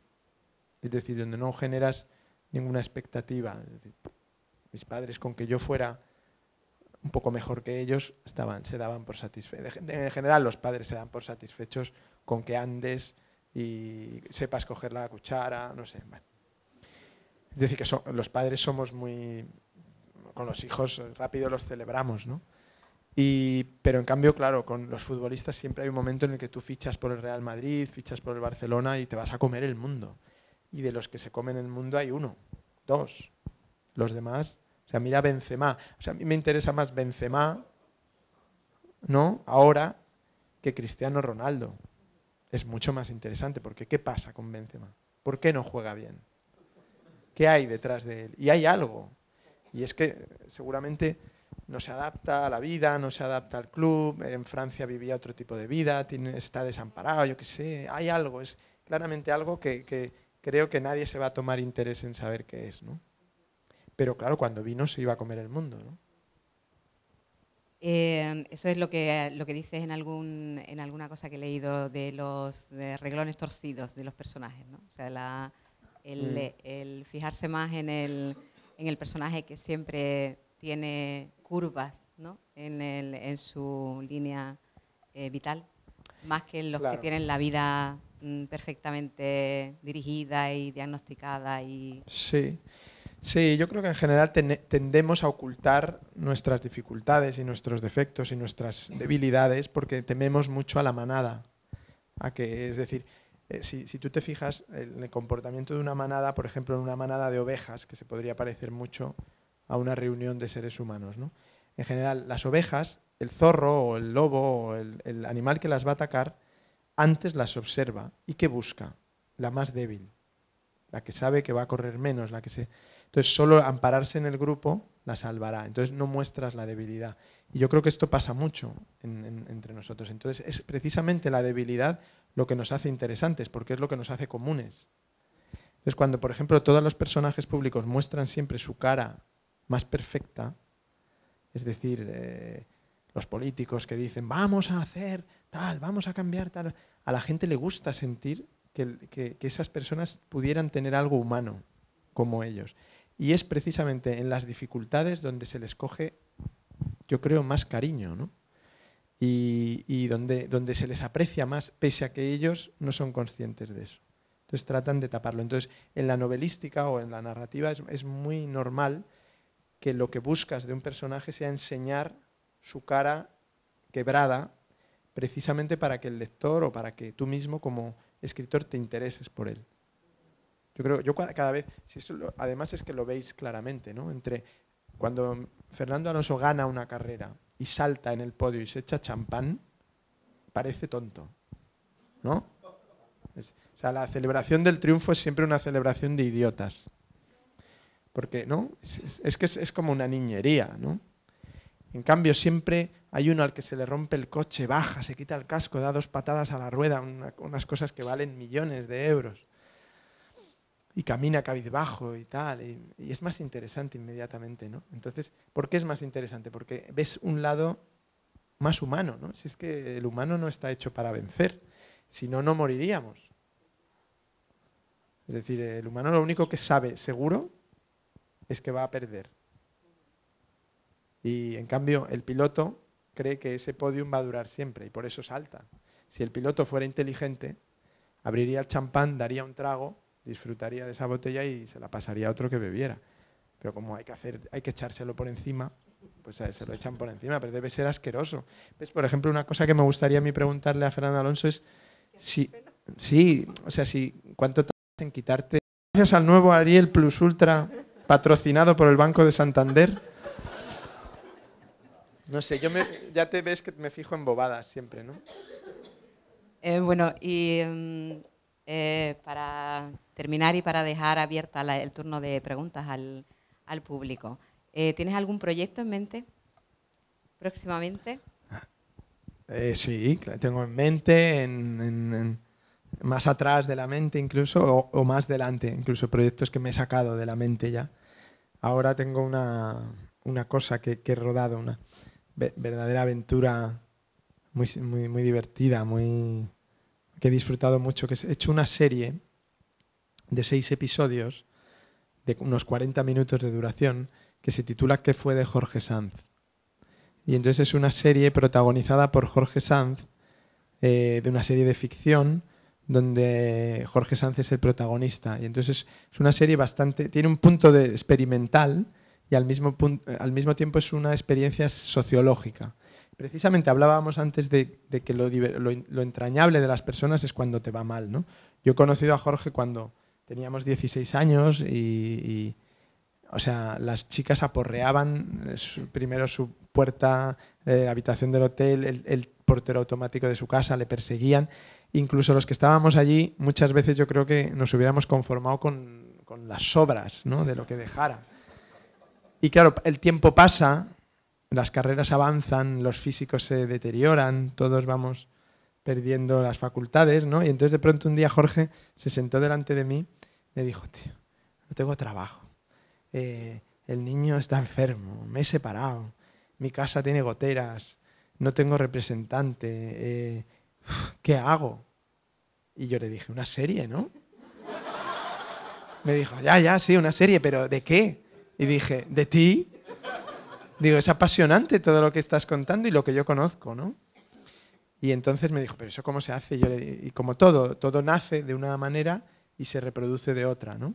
Es decir, y entonces la serie nace más o menos así, finalmente no conseguimos tampoco que nadie le interesara este proyecto porque les parecía muy atrevido, muy raro, y entonces yo grabé un episodio, ¿no?, con Jorge y tal, y en ese momento él estaba haciendo teatro, entonces incorporamos una obra de teatro que estaba haciendo a la pieza, buscamos gente que pudiera trabajar con nosotros y lo hicimos. Y esto fue lo que vieron unos de Canal Plus y nos dijeron, queremos hacer esta serie, pero queremos que sea muy larga, que dure años. Y yo dije, no, años no dura nada, ¿no? O sea, ya ni las enfermedades duran años, mueres antes. Y entonces les dije, no, pero hagamos una cosa, hagamos unos pocos y ya está, ¿no? Y entonces hemos hecho 6, que es, yo creo, la medida perfecta para no agotarte, para no convertirte en un oficinista. En este oficio nuestro hay que tener mucho cuidado de no convertirte nunca en un funcionario. O sea, es decir, yo creo que siempre, antes hemos empezado diciendo que hay que empezar de cero, siempre hay que terminar algo donde toca, ¿no? Terminarlo y no convertirlo en un oficio. Yo cada vez que veo amigos míos, además a los que quiero mucho, que todos los días van a hacer una serie y llevan 7 años haciéndola, siempre les digo, Dios mío, no, yo no podría. Es verdad que ellos, el terror a que no les vuelvan a llamar es más grande y aparte el dinero, todo, ¿no? Pero es que se convierte el oficio, todo oficio repetido debería estar prohibido. De hecho, yo creo que deberíamos cambiar de empleo cada 7 meses, ¿no? O sea, ¿no sería maravilloso que, por ejemplo, un señor fuera catedrático un año y al año siguiente mecánico? Sería mucho mejor catedrático 10 años después, cuando le vuelva a tocar, o sea, no sé. No sé, yo creo que sí que es demasiado, que la vida es muy corta para hacer cosas largas. O sea, que hay que ponerles mucho empeño, pero que el disfrute sea controlado, ¿no? Entonces hemos hecho esto es lo próximo. Y a la vez, bueno, al acabar, este verano rodé una pequeña película muy modesta, que se llama Madrid 1987, que transcurre en un día de verano de 1987 en un váter. En un váter, un cuarto de baño de una casa, en la que se quedan encerrados dos personajes. Y bueno, la película es casi una larga conversación entre un hombre muy mayor y una chica muy joven que tienen un encuentro fortuito casi, ¿no? Obligados a quedarse ahí hasta que alguien les abra, que además el que les abre es Ramón, en un papel estelar. Es el único tercer actor de la película. Pero los que están dentro del baño son Pepe Sacristán, José Sacristán, y que por cierto, su hijo mayor, en realidad un hijo al que él no ha, o sea, es un hijo no criado con él, pero que se llama José Sacristán, era actor nuestro, era un eléctrico, muy gordo, muy feo, que lo fichamos como actor en el peor programa de la semana. Y yo siempre creía que Sacristán padre me tendría mucha manía, porque en los títulos de crédito del programa siempre lo presentábamos como José Sacristán Jr., la secuela. Porque realmente era un hijo como del... Antes decíamos que uno siempre está orgulloso de sus hijos. Bueno, pues este era el típico hijo del que no puedes estar orgulloso, ¿no? Pero no, me dijo Sacristán que al revés, que cuando vio que su hijo tenía trabajo se alegró mucho. Pero sí, pero es una otra historia. Y la chica es María Valverde, que es una actriz estupenda, muy joven, muy simpática. Y o sea que hago cosas todo el rato, ¿eh? Sí. Bueno, pues en principio abrimos el turno de preguntas. Si alguien del público quiere participar y preguntarle algo a David. Yo le doy muchísimas las gracias. No, a ti, al revés, muchas gracias. Porque ha sido un placer. Han sido, unas preguntas estupendas, te lo agradezco mucho porque es muy difícil hablar sin saber a dónde vas, como es mi caso, y las preguntas han servido para colocarte una dirección, ¿no? Y muchas gracias. Gracias a ti.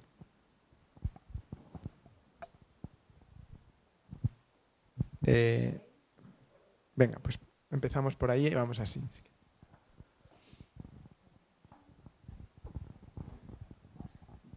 No se ha hablado de la faceta de articulista. ¿Te da un poco de prurito el lugar donde escribes en el país, donde escribió tantos años Aro Teclin? Una señora me dijo, Aro Teclin metía más caña que tú, me dijo en el supermercado. Y yo le dije, ya, pero es que Aro Teclin ya había pasado por todo el ciclo de la vida, ¿no?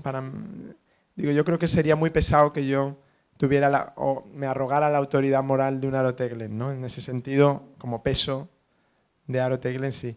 Pero fíjate que es un lugar del periódico muy privilegiado, ¿no? Porque, primero, el periódico El País, yo creo que es un periódico para todos nosotros muy unido, digamos, a lo que ha sido este país durante muchos años y que te inviten a escribir ahí, ¿no? Y que además puedas, aunque tenga, digamos, la percha de la televisión, puedes escribir de lo que quieras.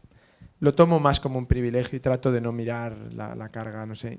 Solo la idea de escribir en un periódico y de que lo que tú escribas se publique, aunque sea un libro, ya en sí mismo, antes hablábamos de los trabajos actorales, ya en sí mismo es hay que estar muy loco para hacerlo. O sea, es decir, que Lo hace muy bien, ¿eh? No, muchas gracias. Pero quiero decir, si solo fuera Aro Teglen,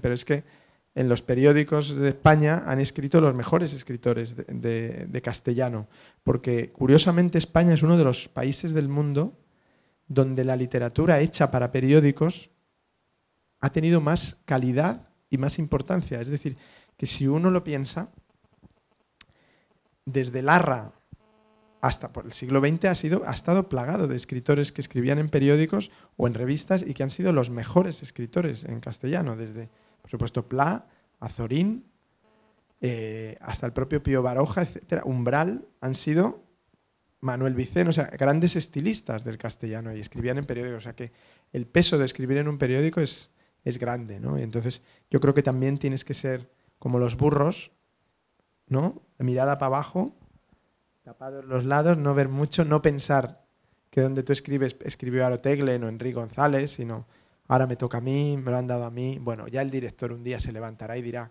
estoy hundiendo mi periódico, voy a echar a este señor. Mientras no se dé cuenta de eso, yo sigo y trato de ganarme honradamente la vida y decir las cosas como las veo, como pienso, no, y sobre todo no usar la columna para decir cosas de Belén Esteban. Creo que pasar un año escribiendo en la sección de televisión de este país y no haber nombrado a Belén Esteban, me podrían dar un premio, yo creo. Me deberían subir el sueldo solo por eso. Es que es muy pesado, ¿no? Es todo el mundo hablando de lo mismo todo el rato. Hay muchas cosas que están muy bien y cosas por ver y por hablar y por ver cómo se... Aparte, Belén Esteban es una señora que se gana seguramente la vida así, cobra, me han dicho, 1,5 millones de euros al año por hacer lo que hace. Luego a los que habría que culpar de algo es a los directivos de la cadena, ¿no? No a ella. Ella hace lo que puede. Yo te quería preguntar si tienes alguna intención de llevar al cine el libro Saber Perder. No, no voy a llevar al cine ninguna de mis novelas, creo, por ahora, porque para mí el trabajo está hecho y están como yo quería que estuvieran y contadas como yo quería que estuvieran, que era en forma de libro. Si hubiera pensado que eran películas, habría hecho a lo mejor directamente la película. Antes, cuando me pedían los derechos y tal para hacerlas, me negaba en rotundo y hasta ahora me he negado, pero siempre puedes cambiar. O sea, seguramente sería más fácil que se la dejara hacer a otro director que hacerla yo. Para mí ya está hecho. Es como volver a... No, o sea, para mí son elementos de mi vida, ¿no? Es como si ahora me dijeran, ¿volverías a vivir a casa de tus padres? Pues no. Estuvo muy bien, ¿eh? Porque se vivía muy bien y seguramente había comida caliente más que en mi vida actual más veces, pero no volvería. Y para mí sería remover estos libros. Y son libros, nacieron como libros, me gusta que la gente los lea como libros. Pero ya te digo, si viene alguien con una idea propia, con una idea de esto lo puedo hacer, a lo mejor. Por ahora los que venían no me daban garantías, eran más bien chalaos que admiraban mucho el libro. Yo siempre les digo, para hacer un libro tienes que admirarlo, pero también criticarlo, ¿no? Uh-huh.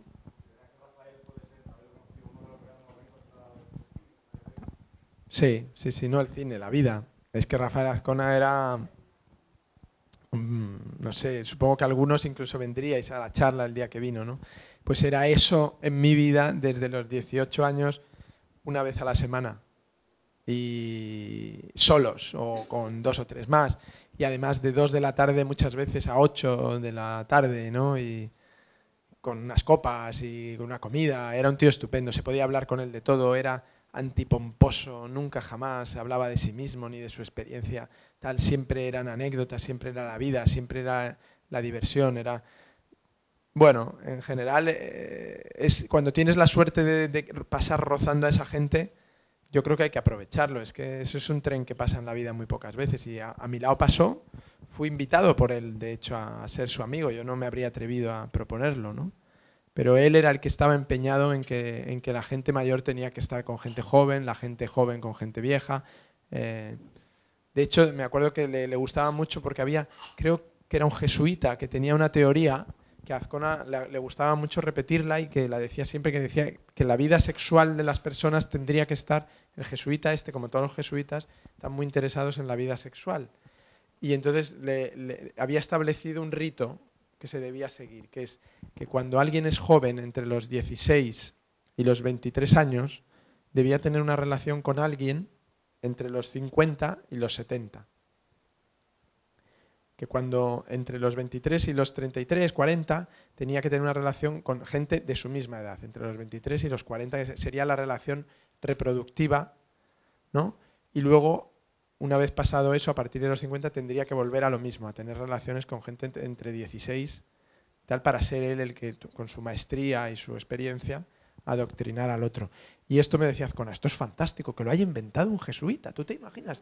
Un hombre que en teoría no ha tenido relaciones sexuales nunca con nadie, pero que está dispuesto a que los demás tengan... Y dice, y además acierta rotundamente, ¿no? Y era, sí, su demostración. Esas cosas le gustaban mucho, lo de... Decía, la Unión Soviética, David, ¿tú sabes por qué se hundió la Unión Soviética? Y yo, no. Porque no suprimió la familia. Es lo único que no se atrevieron a hacer. Si la hubieran suprimido, porque la familia es un reducto de vanidad y capitalismo. Siempre una madre cree que su hijo es más guapo que el otro. Dice, y esto va contra el comunismo. Entonces, las madres, poco a poco, en 70 años, dinamitaron todo lo que inventaron los grandes comunistas.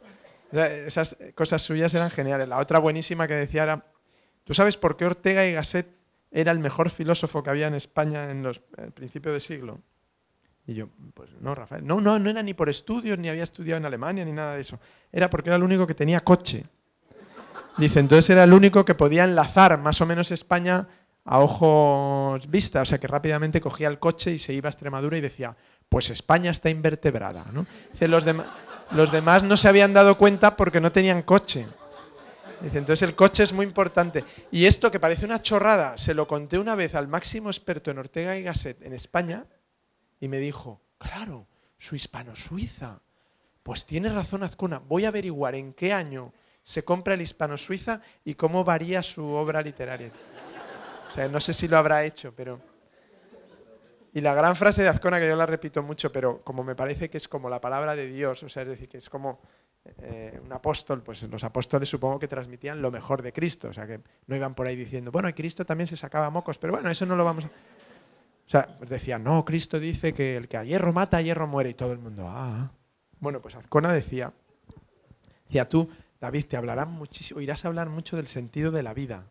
Y te darán mucho la lata con lo del sentido de la vida y de dónde venimos, a dónde vamos y en qué consiste vivir y todo esto. Mira, yo he tardado años en saberlo, años en encontrar el sentido de la vida. Y bueno, y ha sido formidable encontrarlo. Entonces, ahórrate el tiempo de búsqueda y todos los pesados que te lo van a explicar, ya sean religiosos, filósofos, etcétera, porque el sentido de la vida es desayunar. Entonces os lo transmito para que lo hagáis vuestro. O sea, creo que tiene más razón que un santo. O sea, desayunar, si os dais cuenta, es el único momento de verdadera comunión del ser humano con su ser. O sea, es el ente heideggeriano es desayunar. Es que de verdad, es que comprobadlo, o sea, y a medida que os haréis mayores, que creeréis que ya uno ha desayunado muchas veces, más todavía, es más claro. Porque claro, ya te has... Azcona decía, le decían a la gente, dice, usted siempre está contento, y decía, vamos a ver, señorita, porque señorita, yo tengo 81 años, se murió con 82, me parece. Decía, señorita, mire, yo tengo 81 años, yo cuando me acuesto por las noches, yo ya pienso que no me voy a despertar, que me voy a morir. Dice, entonces, cuando hago así por la mañana, abro los ojos, miro. Dice, bueno, lo malo es que veo a mi mujer al lado, pero vamos, fuera de eso, al otro lado, subo la persiana y veo que hay sol. Y bajo y hay pan, y un tomate, y unas anchoas, y desayuno, y estoy vivo. Pienso, ¿cómo no voy a estar contento? Dice, eso me dura hasta caer la tarde, que vuelvo otra vez a pensar que me voy a morir en... Y yo creo que es así, de joven también es así, porque mira Kirchner, tiene 60 años, presidente o presidente en la sombra o consorte o presidente futuro, porque lo era todo a la vez, era presidente en continuum, ¿no? Y sin embargo, con los buenísimos médicos que debe tener un presidente, claro, es cojonudo, la vida es igualitaria, ¿eh? Es lo único, ¿eh? Por eso te digo que eso te llega cuando menos te lo esperas. Y si has desayunado ese día, por lo menos estás contento. Por ahí me parece que había también... Sí, quería comentar, ¿no? Lo bien que siempre que te he oído hablar se lo paso, porque es que por académica que te hagan la pregunta te sales con unas respuestas que son estupendas. Nunca entraré en la academia, ¿no? Quieres decir. Estás diciéndolo de una manera amable, ¿no? O sea, que si yo contestara, realmente mis personajes tienen una trayectoria. No, quería decir que mi pregunta no va a ser en absoluto académica, sino más bien muy vulgar, o sea, cómo funciona tu oficio, que has hablado muchas veces de tu oficio, pero luego has dicho, a mí se me ocurriría que eres creador, pero dices, no puedo ser creador, es que juego con distintas cosas, pero todas esas cosas, que unas veces haces una novela, otras veces un guión, otras veces... Bueno, supongo que hasta que llegas a ser consagrado, como se puede suponer que eres ahora, se trabaja de una forma, me refiero que al final todo esto se hace de paso para vivir y comer todos los meses, pero ahora ya, ¿cómo funciona? ¿Tú eres activamente el que dices, ahora voy a hacer esta película porque estoy inspirado, o ahora que estoy en una racha baja de películas, aprovecho y saco la novela en la que vengo pensando? ¿Cómo funciona esto en la vida real?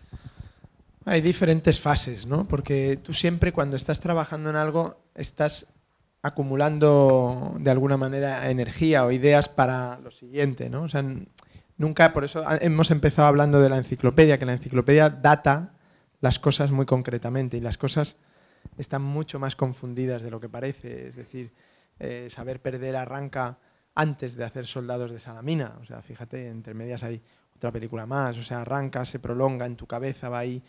Y de pronto hay un día donde hay una necesidad de sacarlo, que te sientes miserable si no lo sacas. Y entonces comienza algo que la gente se resiste, yo creo, a creer, que es que este es un trabajo manual. Es exactamente igual que un ebanista o un alfarero. Es un trabajo manual, que es colocarte y empezar con palabras a trenzar una especie de cadena, ¿no? Cuando es una película es una cadena que te va a llevar a un rodaje y a contratar unos actores y a rodar algo. Y cuando es una novela es una cadena que en sí misma va a tener final. Pero solo se logra con horas y horas de trabajo. No, o sea, yo esto de la inspiración, sí.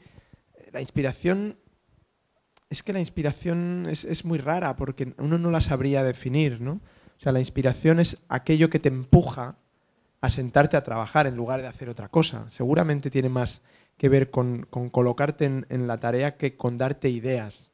Las ideas surgen de la propia trenza, ¿no?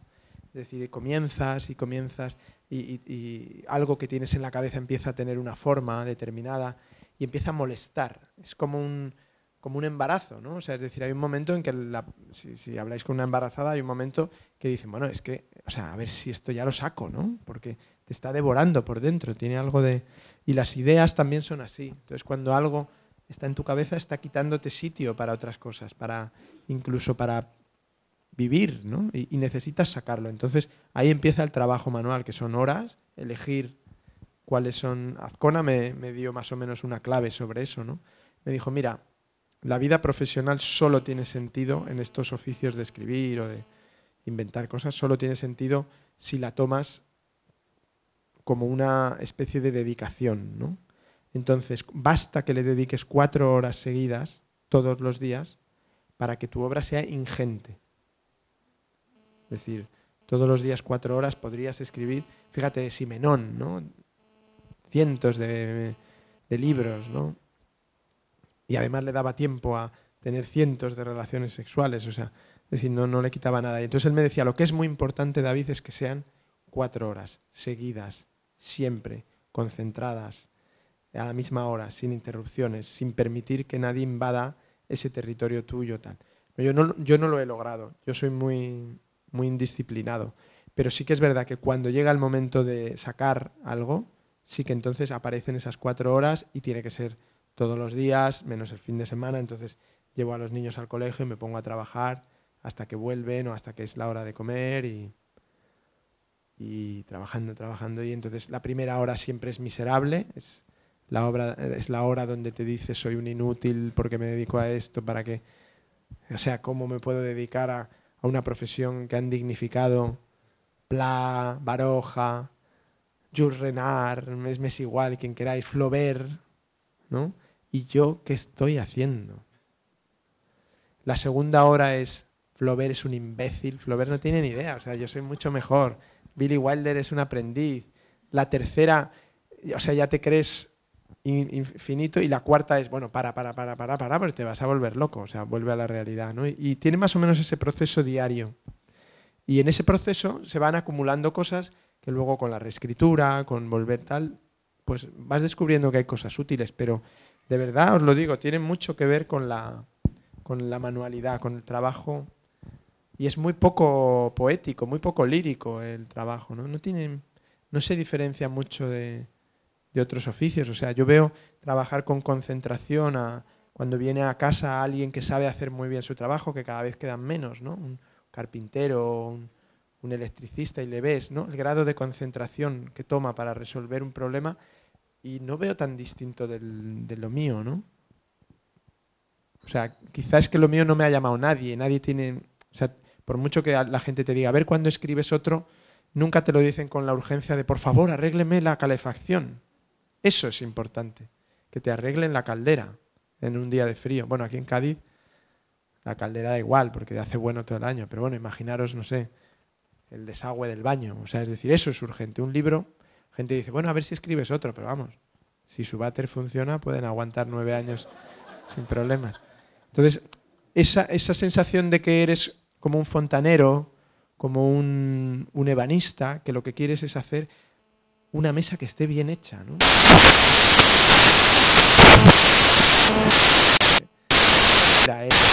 Era una...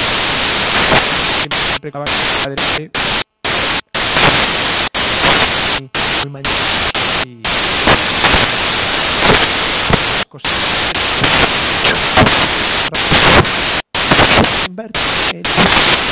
y que el de pequeño daba eso, por eso, ¿no? Bueno, es un momento, o sea que esto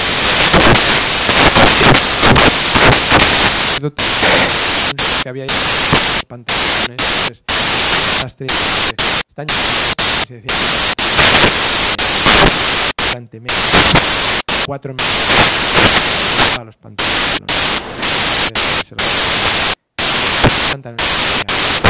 muy 4 pantalones recrear solo si hacer el mundo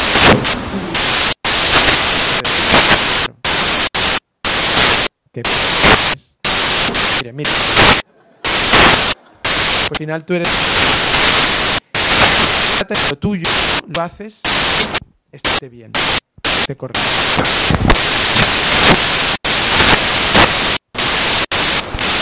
Uno todos esperan todo ese estado solo si yo estuviera dedicado pero bien el planeta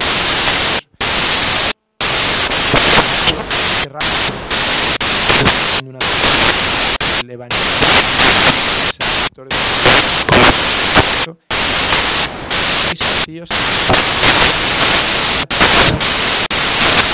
joder maravilla de una responsabilidad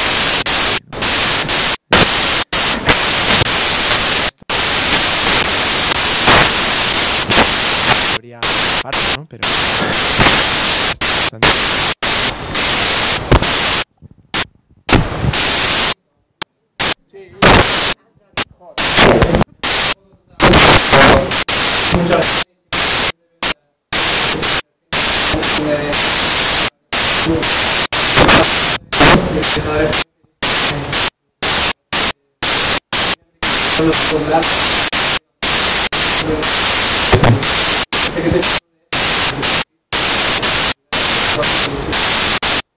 Competitividad no tanto a nivel creativo industrial.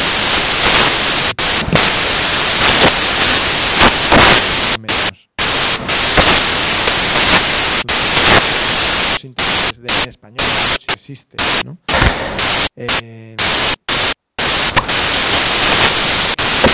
Intensivo, decir, joder, nos dejan es que no puedo nada más porque están con ellos tal Es decir, es una que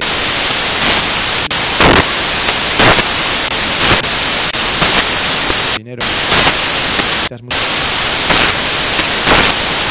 de obviamente que tiene una vez conocer película y ya comer es muy interesante hasta que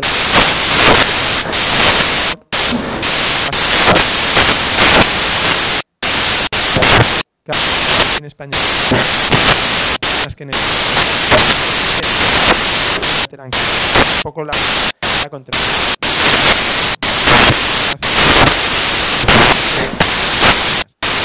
más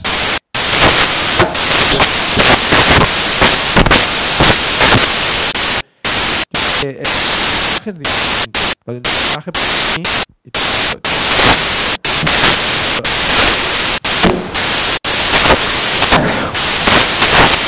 era cantar. Me dijeron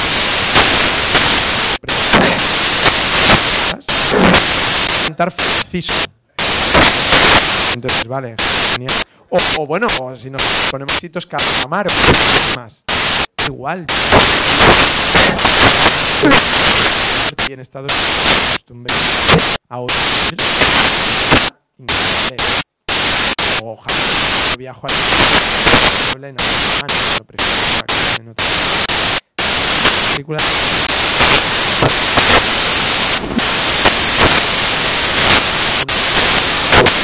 Prefería ver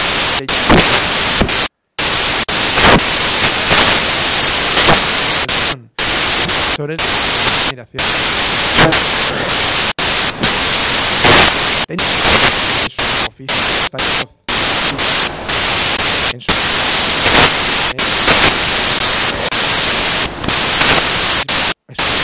parada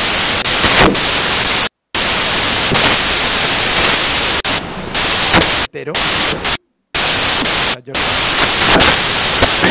entonces imagina esa voz y eso hubiera llenado cuando veo que sí por Daniel de misma nada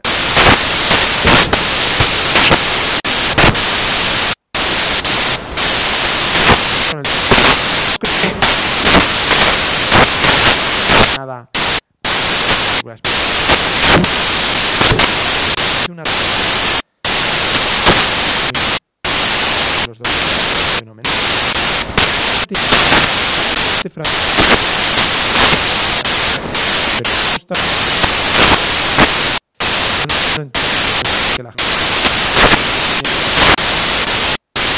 normal es decir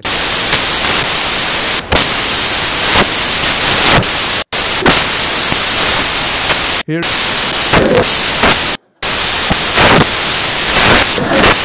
imagínate un actor hecho de eso, ¿no?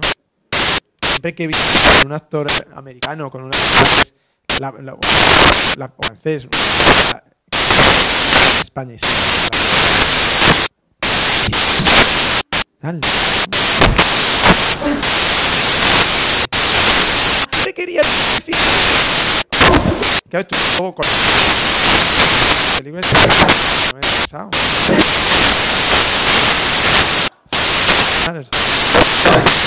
Con el doble de cine es que joder te den pero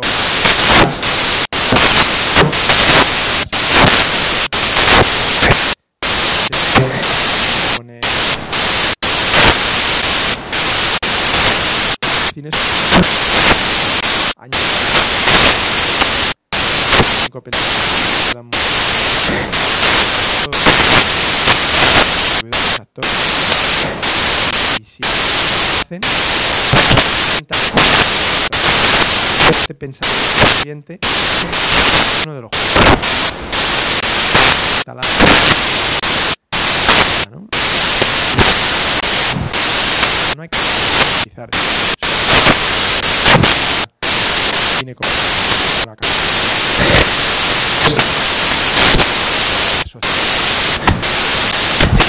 Son todos. Te vas a dices, hermano, un día, no a la sociedad, aparte de la sociedad. Señor. Ayer me llama muchísimo el me hizo sus películas, prueba. Han hecho otras cosas.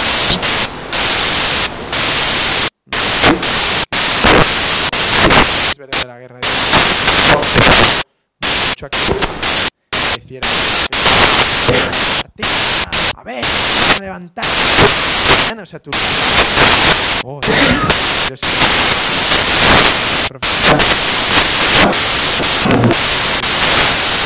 Siete terror. Son más vivo por el hoy tengo razón conmigo y con madre o no mira, o sea, diría que me leo ya que dice se ha acabado cuando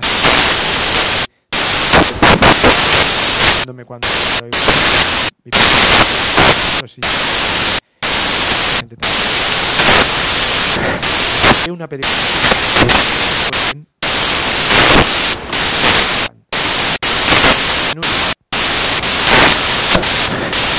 Alba otro día no es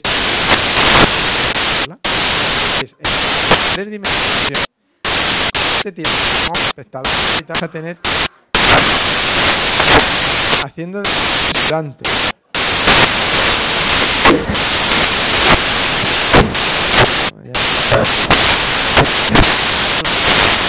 hacer huelga Santiago y entonces todo el equipo van a hacer huelga acá porque del cine lo que dice de teoría no quería porque se cobran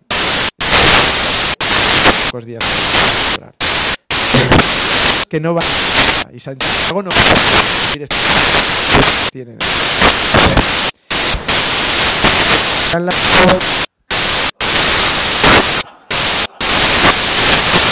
un momento y entonces va a la puerta tengo nada mira no sé entonces cuando te dé el no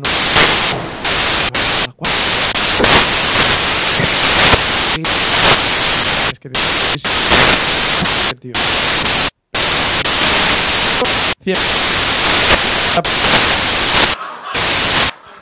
y sí además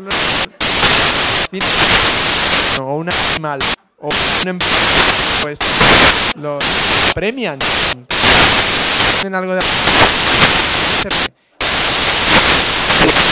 a los críticos y a igual lo que queráis racista y las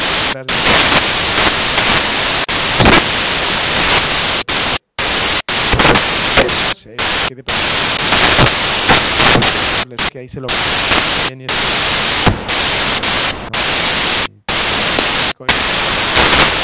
armario español es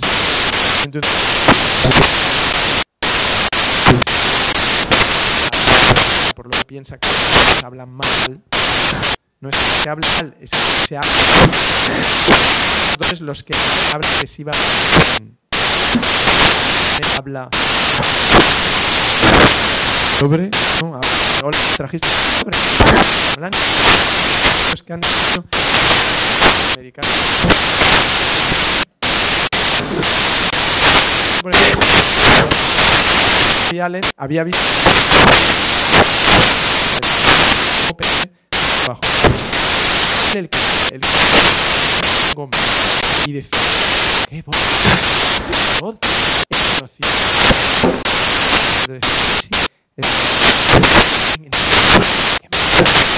¡Qué voz! Fernando. Doblan.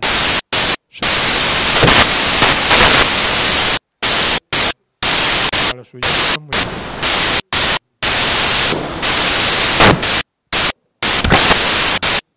Tenemos que... Yo haría todo... Pero... A dormir, descansa. Por venir, ha sido un gusto, gracias. Muchas gracias.